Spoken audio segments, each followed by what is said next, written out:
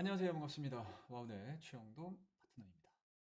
자, 3월 3주차를 앞둔 다음 주 주요 이슈 등을 점검하는 시간을 가져보도록 하겠습니다. 자, 일단은 지난주의 흐름들을 좀 잠깐 좀 체크를 하고 넘어가야 될 것 같은데요. 일단 원달러율이 좀 중요할 것 같아요. 네, 원달러율 자체가 지금 1,300원대 위에서 계속 진행이 되고 있는 과정이기 때문에 일단은 지난 한 주 뭐 우리나라 증시뿐만 아니고 전 세계 증시가 위축될 수밖에 없었던 금융권 시스템 리스크가 아직은 정부권에서 나서면서 상당히 조금 빠르게 좀 진화를 좀 시키고 있는 상황들이긴 한데 일단은 뭐 제2의 SVB, 뭐 제2의 CS 이런 쪽에 대한 가능성, 그 다음에 본격적으로 재무조사라든지 재무점검이 들어갔을 때 부실 자산에 대한 내용들이 나오게 되면 시장은 또다시 한번 또 충격을 받을 수 있는 가능성이 좀 있기 때문에 아직까지는 좀 조심스럽게 진행합니다라고 보시면 되고요. 그에 따라서 달러에 대한 강세 부분들은 지속되는 반면 그 이외의 통화 자체는 좀 약세로 진행되는 흐름들을 좀 보여주고 있습니다. 아무래도 이제 국내 증시 같은 경우는 원달러에 대한 방향성을 아예 그냥 무시를 하고 진행을 할 수 있는 상황들은 이제 아니기 때문에 일단은 요번 주 한 주 내내 원달러 환율에 대한 방향성을 우리가 좀 체크를 좀 해야 되지 않을까라고 생각을 하고 있고요. 이에 따른 이제 변동성들을 뭐 계속적으로 좀 봐야 될 것 같아요. 네, 자, 그다음에 이제 두 번째는 이제 금선물 가격에 대한 기술적인 상승 흐름들이 좀 나오고 있는데 일단은 뭐 시장이 뭐 안정화가 좀 됐고요. 그리고 1차적인 리스크 부분들은 어느 정도 좀 해소가 됐다 하더라도 생각보다 금융시장에 대한 방향성 자체는 금 가격에 대한 상승으로 좀 진행이 되고 있습니다. 그렇더라고 되면 이제 안전자산에 대한 수요 부분들이 계속적으로 좀 진행이 되고 있다라고 우리가 해석을 할 수 있는 부분들이 좀 있기 때문에 원달러 환율에 대한 방향성은 물론 금 가격에 대한 주가 추이들, 가격 추이들도 잘 체크를 해서 보자라는 의미에서 금 가격을 좀 보시고 있는데 지난주 금요일 날에도 플러스 3.68로 좀 끝났습니다. 그만큼 시장은 생각보다는 좀 위험 자산보다는 안전 자산에 대한 선호 현상들이 상당히 좀 커지고 있다라는 거 눈으로 확인을 할 수 있을 것 같고요. 그와 더불어서 일단은 2년물 채권 금리가 상당히 좀 많이 내려오고 있습니다. 생각보다는 이제 앞서 보여드렸던 금 가격에 대한 상승 부분들뿐만 아니고 채권에 대한 수요 부분들도 계속적으로 좀 증가가 되고 있는 상황들이기 때문에 채권 가격에 대한 금리 하락, 가격 상승은 당분간 좀 지속이 되는지 여부 좀 체크를 하셔야 될 것 같고요. 만약에 글로벌 금융시장에 대한 변화 자체가 지속적으로 안전자산 쪽에 포커스가 좀 맞춰진다라고 하게 되면은 뭐 국내 증시에도 뭐 그렇게 썩 좋은 환경은 아닐 수 있기 때문에 그와 더불어서 움직여줄 수 있는 종목군들에 대해서도 뭐 지난주에도 금 관련 종목군들이 상당히 좀 좋았었잖아요. 그런 부분들이 이번 주에도 좀 이어질 수 있을지 여부 이런 부분들 좀 체크를 하셔야 될 것 같고 그리고 지난주 말씀드렸던 금융권 쪽에서의 사태가 어느 정도 좀 일단락되는 모습들을 좀 보여준다라고 하게 되면은 또 지난주에 보여줬던 이러한 환경 속에서 또 정반대되는 움직임들을 좀 보여줄 수 있으니까 항상 매크로 상황 자체는 체크를 하고 대응을 하셔야 된다는 거 말씀을 좀 드리도록 하겠습니다. 자, 그 다음에 좀 이 부분을 좀 체크를 좀 하셔야 될 것 같은데 한 일주일 이 정도쯤서부터 제가 계속 2차전지 성장성은 너무 좋다. 하지만 단기적으로 주가에 대한 상승 부분들은 어느 정도 단기에 좀 버블이 형성이 돼 있는 것이 좀 눈에 보입니다라고 말씀드리면서 좀 조심하자 조심하자 지속적으로 좀 말씀 좀 드렸던 부분들이 좀 있었는데 주말 동안에 나오지 않아야 되는 내용들이 좀 나왔어요. 에코프로 주식 불공정 거래 의혹. 회사 측에서는 당국 조사에 적극 협조할 것이다라고 했는데 이게 지금 삼진이에요, 얘네들. 그러니까 원 스트라이크, 투 스트라이크도 아니고 지금 삼진이거든요. 그러니까 지금 쓰리 스트라이크인데 이 정도면 아웃입니다. 그러니까 뭐 성장성이라든지 뭐 2차전지 밸류체인 안에서 뭐 엄청난 기술력을 가지고 있다 하더라도 주식을 바라보는 입장에서 그리고 주식 참여자 그리고 외국인들 입장에서도 마찬가지일 것 같아요. 기술력이 아무리 좋고 무언가 성장성에 대한 스토리들이 좀 이어진다 하더라도 이렇게까지 기업 내에서 시장의 신뢰를 가져다 주지 못한다라고 하게 되면은 외국인들 입장도 그렇고 기관들 입장도 그렇고 이거 어떻게 맘 놓고 매매를 할 수 있겠습니까? 투자를 할 수 있겠습니까? 자, 이게 상당히 좀 안 좋은 뉴스가 좀 나왔어요. 그러니까 버블에 대한 가능성들이 상당히 높게 진행이 됐었던 이 과정에서 이러한 뉴스들까지 같이 나오는 거 보면은 일단은 2차 전지의 전반적인 투자 심리 자체에서는 상당히 좀 좋지 않다라고 말씀드릴 수가 있을 것 같고요. 에코프로 그룹주들이 전체적으로 2차 전지의 방향성을 결정을 하면서 다수의 종목군들을 끌어올린 그러한 상황 속에서 이 에코프로의 불공정 거래 의혹 뉴스는 상당히 조금 매도를 하기 위한 좋은 환경을 좀 갖춰줬다라고 보시면 좋을 것 같습니다. 그리고 외국인들 기관들 같은 경우도 마찬가지로 이러한 상황 속에서 이 종목을 가져가기보다는 오히려 차익에 좀 가깝게 진행이 될 가능성 그리고 불행하게도 그 고가 권역에서 좀 공격적으로 매매를 좀 들어갔던 매수를 좀 들어갔던 개인 투자자분들 같은 경우는 상당히 좀 안 좋은 뉴스가 나온 거죠. 네, 안 좋은 뉴스가 좀 나왔다라고 보시면 좋을 것 같습니다. 그에 따라서 지난주 금요일 날 외국인과 기관의 매도율 좀 보시면 좋을 것 같은데 외국인 기관 동시 순매도에 보시게 되면 포스코홀딩스, 에코프로 BM이 잡혀 있습니다. 근데 이게 지난 금요일 날 하루로 끝난 것이 아니고 지난 한 주 내내 프로그램 매도가 같이 나왔었고요. 그리고 외국인과 기관들 같은 경우도 계속적으로 에코프로와 에코프로 BM의 비중을 계속 줄였던 상황이었기 때문에 상당히 수급적인 부분들에 있어서는 계속 시그널을 줬었다. 매도에 대한 의견 자체에 대한 시그널들을 계속 줬었던 부분들이 좀 있었기 때문에 지난주에 저 종목군들에 대한 성장성 그리고 상승에 대한 가능성들을 좀 보면서 고가의 매수가 좀 들어갔던 개인 투자자분들 같은 경우는 조금은 타이밍에 있어서 조금 아쉽지 않았나라는 생각을 좀 가지고 있습니다. 자, 차트에 대한 움직임들을 좀 보실 텐데요.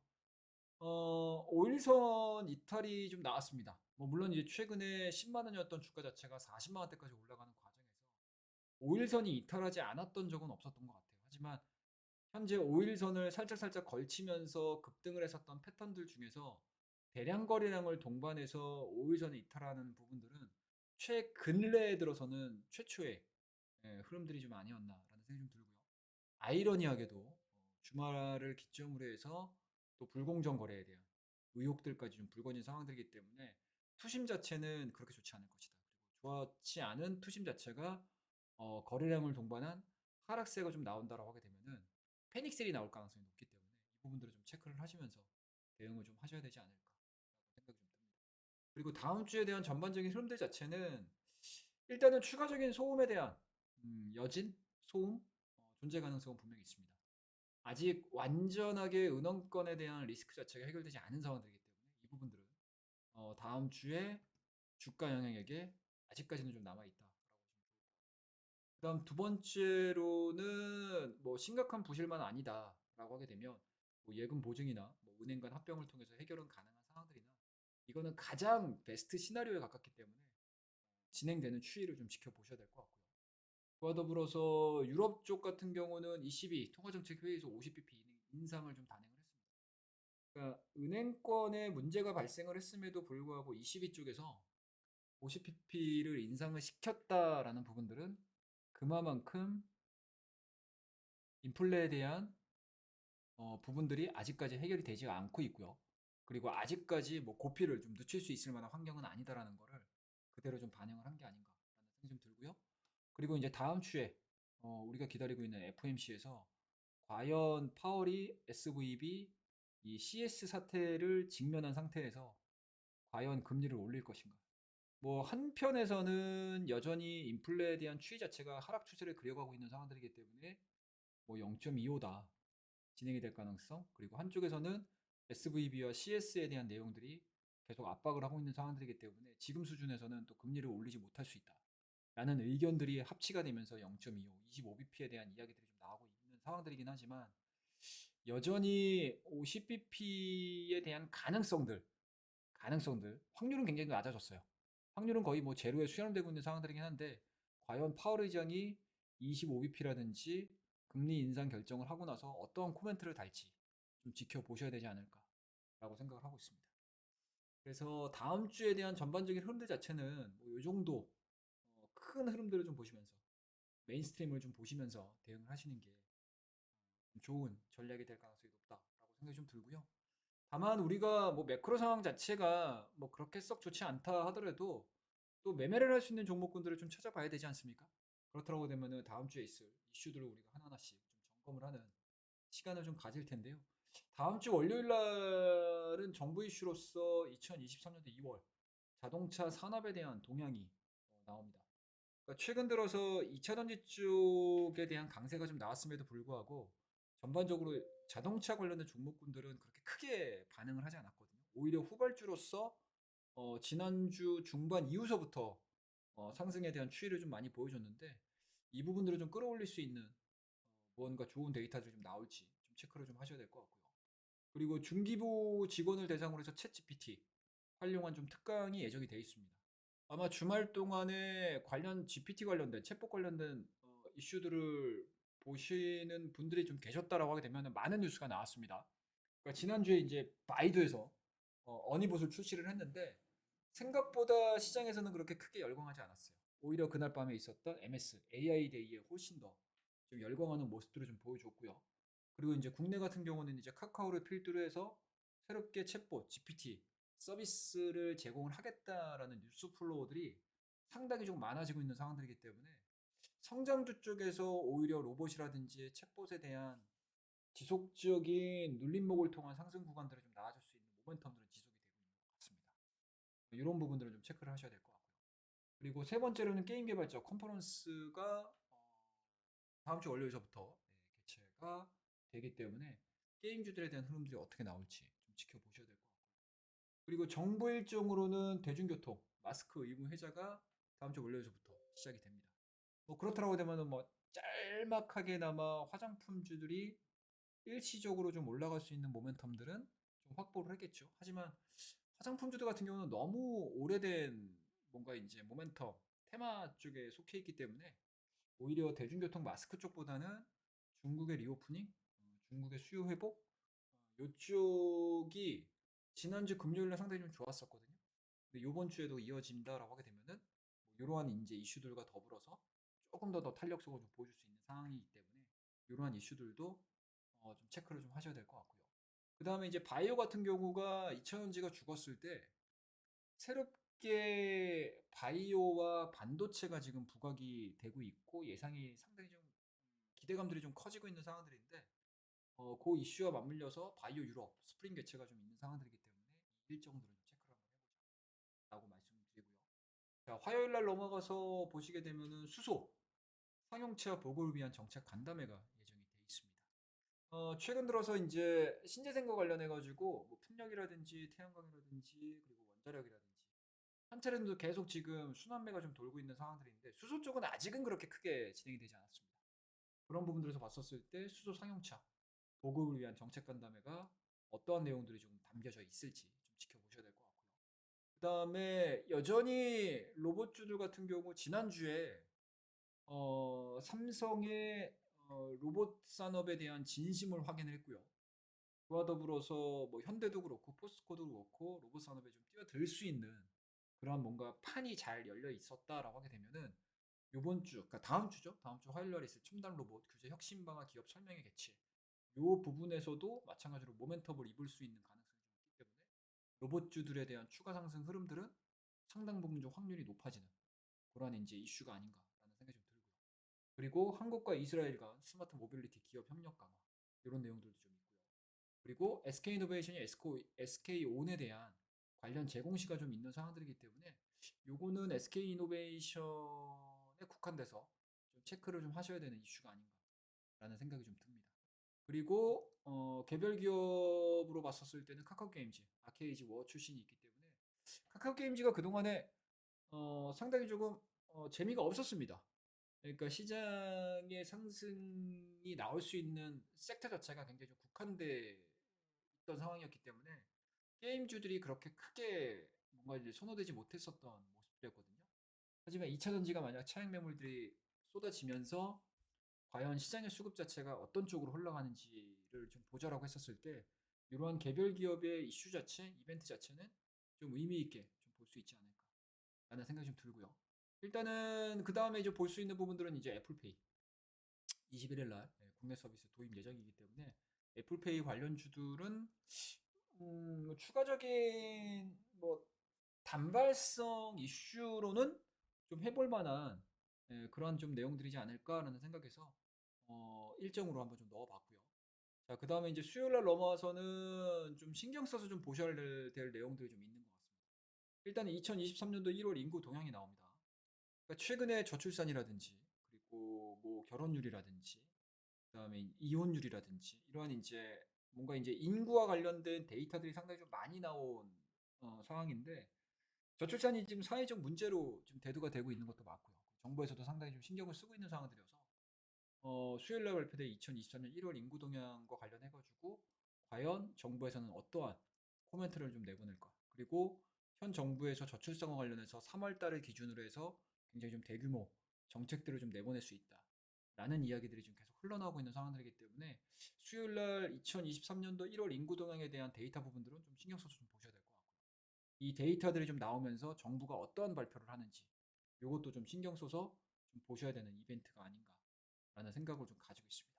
자, 그 다음에 UN 물 컨퍼런스가 개막이 되고요.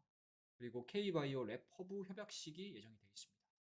그 다음에 대일 수출 기업 간담회 개최가 있는 상황들이기 때문에 아마 소재 부품 등 기업 지정식이라든지 이러한 부분들과 더불어서 최근에 또 한일 관계에 있어서 뭔가 이제 화이트리스트 이런 부분들 좀 있지 않습니까? 해제가 되는 부분들 좀 있기 때문에 이런 내용들이 수요일 날 어떠한 형태로 좀 반영이 될지 좀 체크를 좀 하셔야 될 것 같고요. 그리고 나이키 실적 발표가 예고가 되어 있습니다.